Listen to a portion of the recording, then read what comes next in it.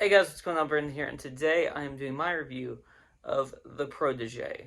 The Protégé is a film starring Michael Keaton, uh, Samuel L. Jackson, and Maggie Q.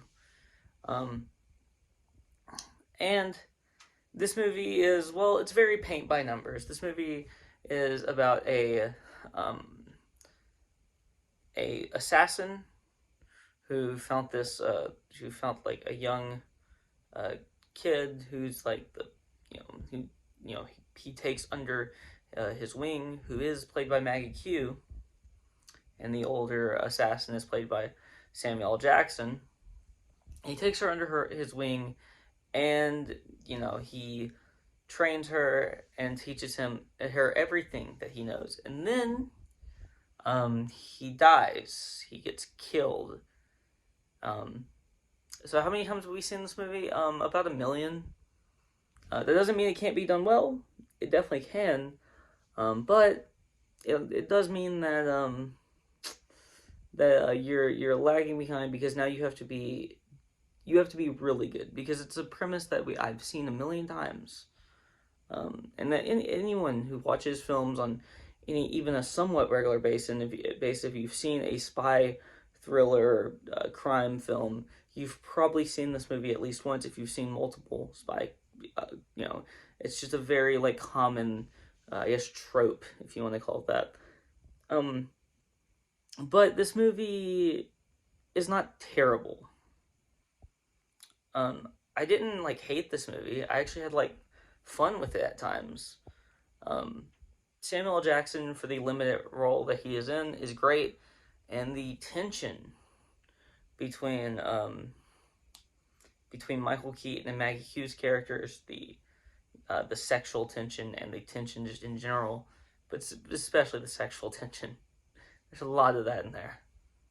A lot of sexual tension in this film between those two characters. It just works. That stuff works. These characters are actually pretty decent characters. But is this movie better than other movies that I've seen with basically the same premise? No. The great movies that have this same premise, this movie does not eclipse them in any way. It has three good performances from the three main actors, but that's about all it has. It has a little bit of, a few funny moments, I would say, and then it has like some moments that are like really slow, but then it has some moments where I'm just like, you could have held on to that a little bit longer. So this is kind of a weird film, because I don't know. I don't want to say it's too long, because it's not, but I also don't want to say it's too short, because it's not, but it's not the perfect length. I don't know. I don't know where to put this in. It's not like, there are just certain scenes that went on too long, in my opinion. There are a few scenes where I was just like, okay, this scene can end. Well, this scene can end. This scene can end. And then there are certain scenes to me where I'm watching it and I'm like, okay, well, this has potential to go somewhere, and then the scene's over. It's done.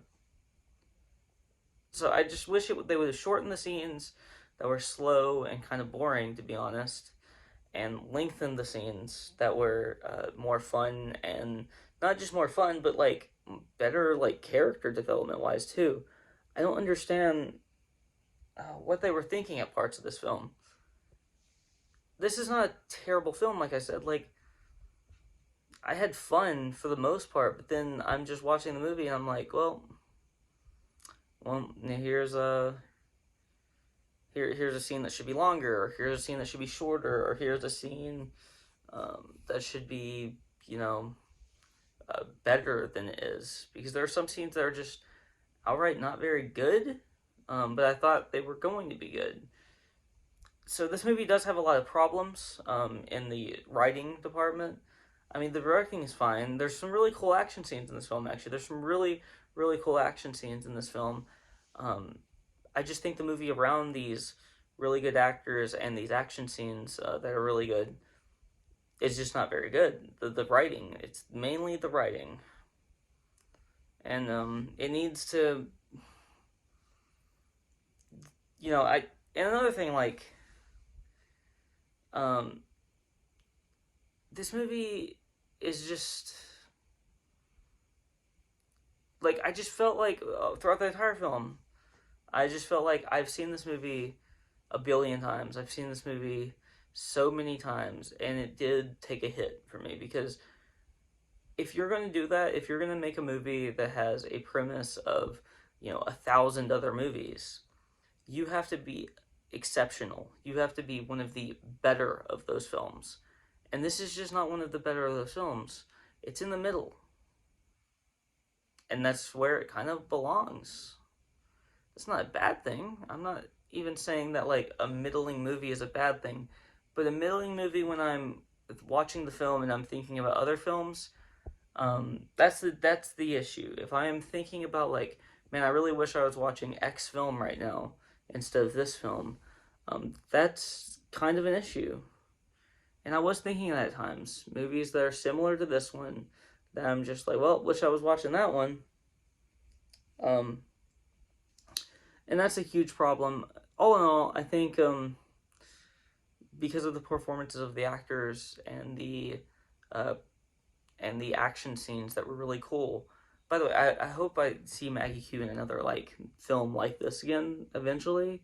Not like story wise like this, but like this as far as like action, spy thriller, goes like film goes because she was really good. She was really good in this film, and I'm so happy that she was really good.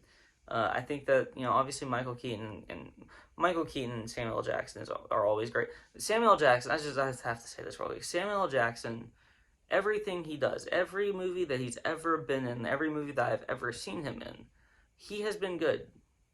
Even if the movie around him is complete dog shit, he is great, and he elevates the film and the performance. No matter how long no matter if he's in the movie for 5 minutes or if he's in the movie for an hour and a half, it doesn't matter because he will elevate that film to some extent, and he does it in this film too. So great job on that to Samuel L. Jackson and Michael Keaton. You know what? He is somewhat in the same boat. He's always good for the most part. I can't think of very many roles where I was like, he was bad in this film. Even if the film around him is bad yet again, kind of the same thing that I said about Samuel L. Jackson in that way. But I don't think he elevates films as much as Samuel L. Jackson does. Samuel L. Jackson really does elevate films when he is on screen. There are movies that are better than they should be, better than they have any right being, because Samuel L. Jackson is in the film. So all in all, I think that this is a decent film that has a lot of problems. And I think I'm going to give it like a very middling review because if it doesn't have these problems, I give it a good review. I don't give it a great review because of the problem of it still being a film that I've seen 1,000 times or whatever. But I'm giving this film a 6 out of 10. Very middling. It's slightly positive, but barely.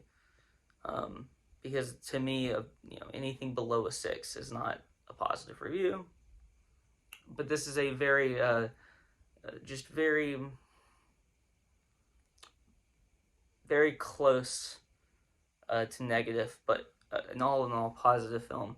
Because I did have fun, and if I had fun, I didn't like sit there hating myself that I went to go see this movie. But I also wouldn't recommend people go watch this in a movie theater. I'd wait until this is on like Amazon Prime or like Netflix or like a streaming service that you might have, and just watch it there because